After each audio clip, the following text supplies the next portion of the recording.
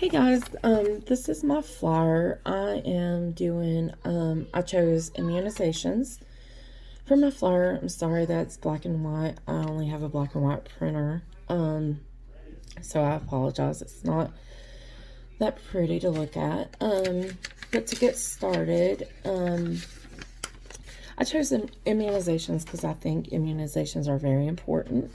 Working in childcare, and I come from a healthcare background. I was a CNA for a long time, so I think that it's very important for everyone to have their immunizations up to date.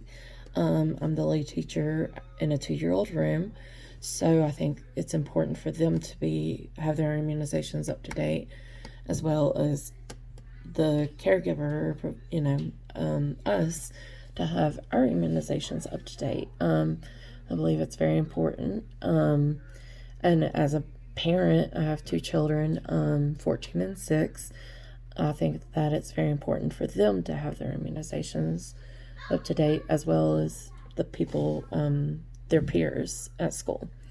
So to define the health topic, the basics of immunizations is when a person gets sick, they create antibodies, or ways to fight off the sickness. Immunizations give us a shot with a sample of the dead virus. This allows our bodies to practice and make antibodies for when we encounter the real sickness. And this either makes us immune to the sickness, or it lessens the sickness and makes the symptoms not as severe. And then also the myths of immunizations. Myth 1, it's been dated, it happened like several years ago, like 10 years ago or so. It might have been longer than that, I'm not sure. But they say that getting immunizations causes autism. And this is kind of personal to me because my son, he's 14, but he got diagnosed at 3 with autism. And it really bothered me because I was like, did I do something to harm my child, or, cause him problems, down the road? Because at 3, he wasn't talking or anything, so it was severe autism. It's not now because of all the therapy and stuff that he's went through and all the work that he's done to get to where he is right now. But at the time, being a young mom, I wasn't sure. So I spoke to his doctor, I did my research, and I realized that it was not true. And it really upset me. Because, other parents probably went through the same thing as I did. Immunizations are designed to protect our children from viruses that would have a severe impact on the child.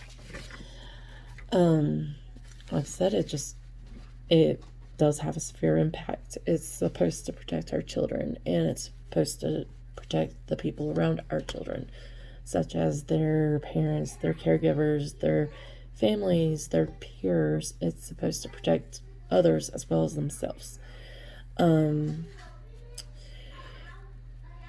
As a caregiver, some of the signs and symptoms that we should look at, if the child does not have their immunizations up to date or have not been immunized at all, are things such as fevers, rashes, pain, or any signs that the child may have any infections. Like I said, these are things that we should look for, because sometimes parents opt out to not get their children immunized. That's their choice. And so, that's their thing. There are parents who are against it, and that's okay. It's just, as a caregiver, someone who has a healthcare background and 2 children of my own, I feel like that I need to, have my children immunized, and I also feel like it's important for other children to have their immunizations up to date, and just to protect themselves as well as others. The impact that not being immunized can really affect the children's development. The mortality rates are higher. It also can cause permanent damages to the children, such as brain damage, loss of limbs. This all comes from the CDC 2020. Medical treatment options that are available. If your child has not received their immunizations and become infected, the treatment is very limited and depends on how quickly the child receives medical attention. Like I said, it's just something that we all shouldn't take lightly. We should definitely try to stay on top of it as a teacher or caregiver or parent. It's just important, I believe, because there's just so many things, sicknesses and stuff out there that we all need to watch out for. Teacher practices in the classroom that we can do as a teacher.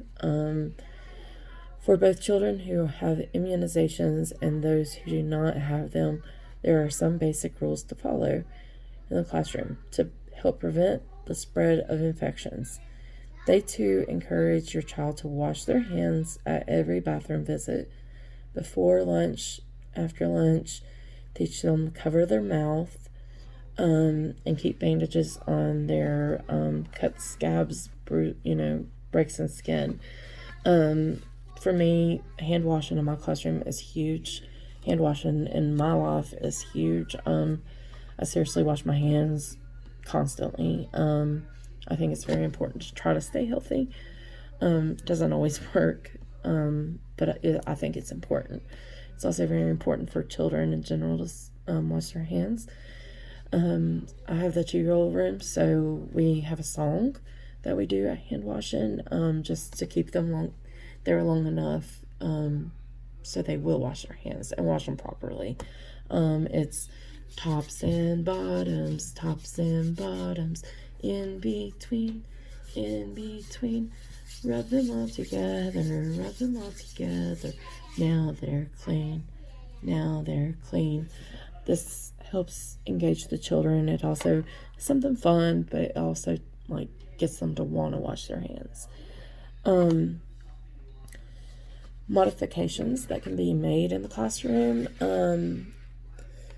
Some modifications that would help when it comes to infections is to have a sanitizer station, or possibly a sink in the classroom to encourage hand washing.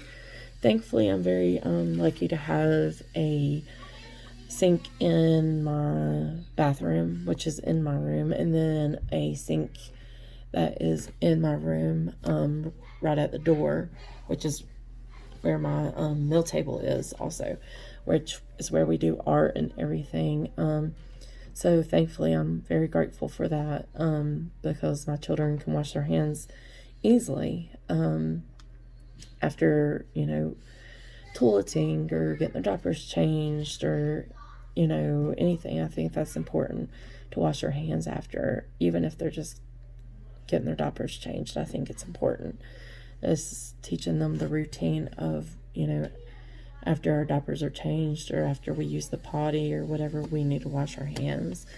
Also, upon arrival, I have my children wash their hands because I don't want them bringing whatever they have on the outside in, because I try to keep my room as clean and try to keep the germs down as much as possible.